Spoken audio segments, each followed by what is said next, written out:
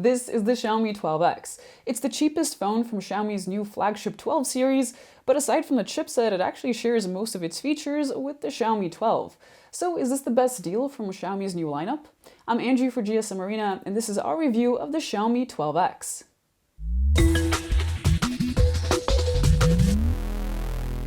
The Xiaomi 12X has an identical design to the 12, down to the colors. We have the purple 12X and it has a matte frost-like finish. While it captures the occasional fingerprint, smudges aren't quite as noticeable as on the black version of the phone. The main camera is the focal point of the camera island's design, much like Xiaomi's previous flagship generation. But while it looks nice, it juts out and the 12X will wobble on flat surfaces. In hand though, it's incredibly pleasant to use. The 12X is a very lightweight 176 grams and easily one of the most compact smartphones with these sort of specs on the market. It's easy to operate with one hand and it feels grippy and durable enough. It's covered by Gorilla Glass 5 on the back and Gorilla Glass Victus on the front, so it has some actual durability too. Sadly, there is no IP-rated protection here, but apparently there is some limited splash resistance. On the top, you'll find minimal screen bezels and a small centered hole punch near the top of the display. Further down, there's an optical fingerprint reader that works nearly flawlessly. It's among the fastest ones that we've used.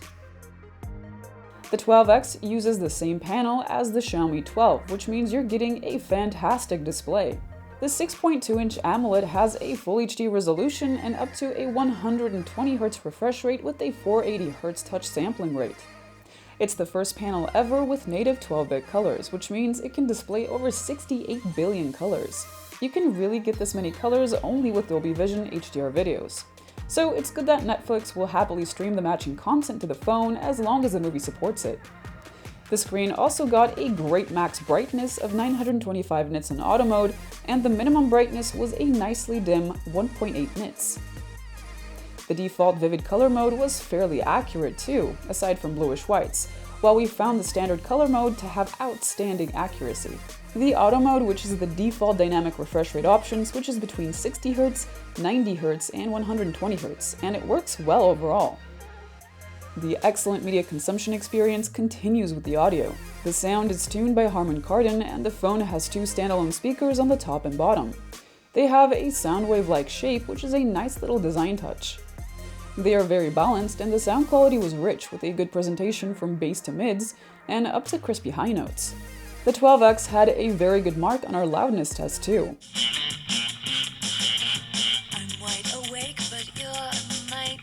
While the Xiaomi 12X has the same 4500 mAh battery as the 12, it runs on a more power-efficient chipset, so unlike its siblings, it got a great 105 hours of endurance on our battery life tests. With the 67-watt charger, the phone got from 0 to 78% in half an hour and needed only 48 minutes for a full charge. While it does take longer than the insanely speedy charging of the 12 Pro, it's a snappy result nonetheless. The Xiaomi 12X supports Android 11 with MIUI 13 on top, unlike the Xiaomi 12 and the 12 Pro, which have Android 12. To learn more about MIUI 13, check out our video that goes into way more detail about the UI. The biggest difference between the 12X and the 12 is that the former has the Snapdragon 870 5G chipset with 8 GB of RAM. The 870 isn't the most powerful chipset on the market, but it doesn't need to be. It has enough power for smooth Full HD gaming and even high refresh rate gaming if the app supports it. The phone has more than adequate cooling too, and after some long stress tests we saw no throttling. On the outside, while it does warm up, it never gets hot. The 12X comes with a 50-megapixel main camera with OIS, a 13-megapixel fixed focus ultrawide, and a 5-megapixel macro snapper with autofocus. Shots with the main camera are captured in 12.5 megapixels by default, and during the day, snaps are excellent. Photos have plenty of detail, balanced sharpness, and spot-on white balance. Colors are true to life, and the contrast is high, but not over the top. We saw no noise here either. There is no lossless zoom here, but when we took 2x zoom shots, the result was better than what a simple crop and upscale would have looked like. So while shots aren't equivalent to what you'd get with a telephoto, they are good enough to use. Shots with the ultrawide are very pleasant too. The processing is good and it extracts as much detail as it can from the sensor while doing a great job with distortion correction. The sharpening is balanced, images have mostly accurate colors, and photos have realistic dynamic range. There's barely any noise here too. The macro camera has autofocus, which makes it easier to capture a nice shot. Photos are detailed, colorful, and have great contrast. Portraits with this phone are simply outstanding. Subjects are incredibly detailed, colors are realistic, and the contrast is high. Subject separation is nearly flawless, and the bokeh is lovely too. The phone has a 32-megapixel selfie camera, and we like the photos it captures. Subjects are nicely exposed, the dynamic range is quite good, and there's enough detail for a front camera. The colors are lively and accurate, and noise is handled well. The 12X has auto night mode enabled by default. The main camera uses night mode most of the time, though occasionally the algorithm detects enough light and doesn't turn it on. Auto night mode photos with the main camera are superb. They're sharp, detailed with low noise, fantastic colors, and realistic exposure. Most importantly, shots aren't over the top and are true to life. The mode does a great job on the main camera, so you should leave it on. Low light shots taken without night mode aren't as sharp and have more noise. Colors and contrast are still good, though you will find more clipped highlights. In most ways, 2x zoom shots with the auto night mode left on are just as good as shots from the main camera. Because, well, they are from the main camera. Naturally, there's less resolved detail, but you'll still get some usable photos. With the ultra-wide camera, default low-light photos are taken with HDR instead of the night mode. Shots are darker than they should be, but they have no clipped highlights, there's low noise, and resolved detail is good for the camera.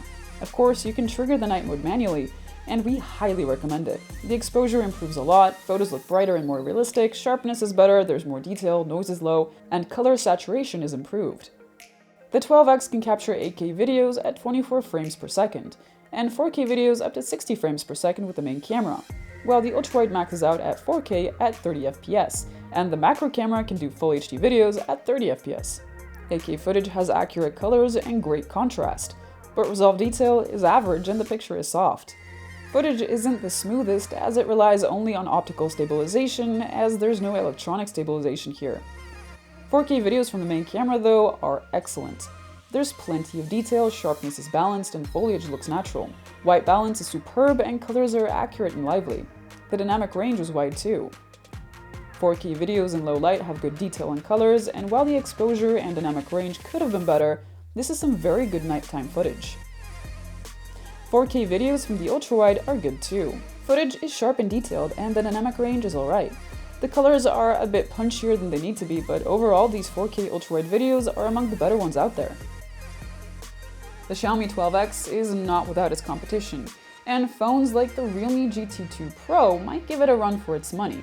We also wish that the phone had some proper water resistance and a telephoto camera, especially at its launch price. Still, the 12X has all the ingredients needed to become an incredibly popular smartphone. The screen is simply outstanding, the phone is compact and comfortable, its photos and videos have very good quality, and its chipset is less likely to throttle than the one in the Xiaomi 12, while offering flagship-grade performance. So, while we can't wait for its first price cut, this is a phone that we can definitely recommend. Thank you for watching everyone, stay safe, and I'll see you guys next time.